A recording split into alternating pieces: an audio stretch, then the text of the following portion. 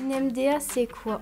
Donc une maison des ados, c'est une structure qui va recevoir des jeunes. Des adolescents qui rencontrent des difficultés, que ce soit des difficultés au niveau scolaire ou au niveau familial. On peut venir parler à des professionnels où on se sent bien. Un espace de parole, un espace d'écoute, avec des professionnels qui sont là pour eux, qui sont là aussi pour les parents s'ils ont besoin d'être accompagnés. Qui franchit la porte?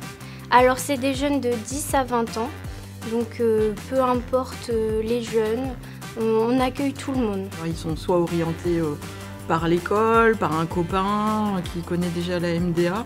Aussi bien des ados, des parents, des professionnels aussi, et puis toute l'équipe aussi. Donc voilà.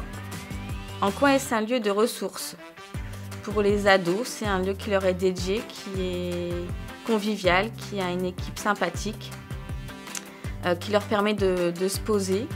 On peut se retrouver entre potes, on peut venir chercher des informations, on peut venir juste chercher un préservatif, voilà.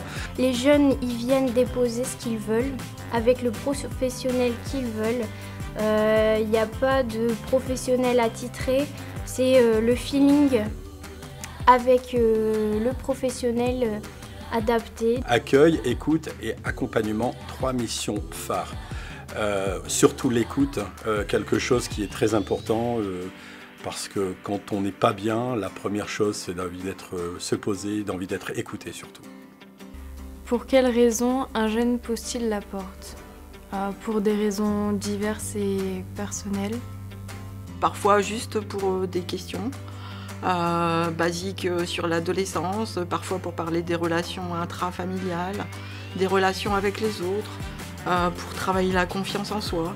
Pour des questions autour de l'adolescence, de la puberté, des difficultés dans la famille, du harcèlement, des difficultés à l'école. C'est pour lui éviter d'en pousser une dizaine, moi je dirais. Comme ça, à la rigueur, il tape à la maison des ados, je pense qu'il a retrouvé la bonne porte. Comment repérer les signes de mal-être chez un adolescent? Je pense qu'il y a beaucoup de signes qui peuvent montrer un certain mal-être. Il se cache derrière ses vêtements, derrière ses cheveux. Voilà, qui ne discute plus avec ses parents, qui ne veut plus sortir.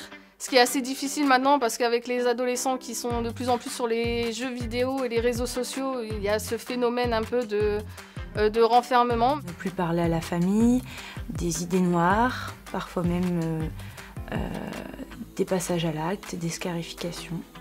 On va d'abord interroger le jeune sur sa vie quotidienne, comment ça se passe à la maison, comment ça se passe à l'école, pour après rentrer dans des questions un petit peu plus intrusives, mais du coup utiles pour définir jusqu'où va le mal-être. Qui accompagne les jeunes? Alors nous, dans les MDA, on a plusieurs professionnels, médecins, infirmiers, diététiciennes, psychologues, éducateurs, animateurs, l'agent d'accueil, et aussi tous les partenaires sociaux avec lesquels on travaille. Ça peut être le CPEF, les UTCA, les unités de troubles du comportement alimentaire par exemple, mais aussi les CMP, les psychologues, les psychiatres sur l'extérieur, mais aussi des lieux de socialisation style centres sociaux, espaces culturels, centres jeunesse, etc. Quand c'est pas le cas, c'est si ils sont chez des familles d'accueil, c'est les référentes ou les assistantes familiales qui viennent les accompagner.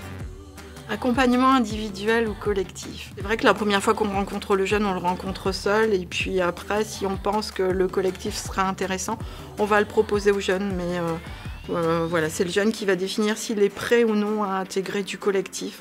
Quelle durée pour un accompagnement? On est sur de la libre adhésion, donc ça peut être un accompagnement qui va durer 2, 3 rendez-vous, 3 séances, sur un jeune qui a juste quelques questions d'adolescent sur lesquelles il doit avoir une réponse. Mais aussi, ça peut être sur une plus longue durée, 6 mois, 1 an, en fonction de la demande. Une anecdote sur les MDA à nous partager. On a une super équipe, une super cohésion. On trouve, donc on rigole beaucoup aussi entre professionnels. Et voilà, je pense que c'est aussi ça que ressentent les jeunes et c'est pourquoi ils s'y sentent si à l'aise.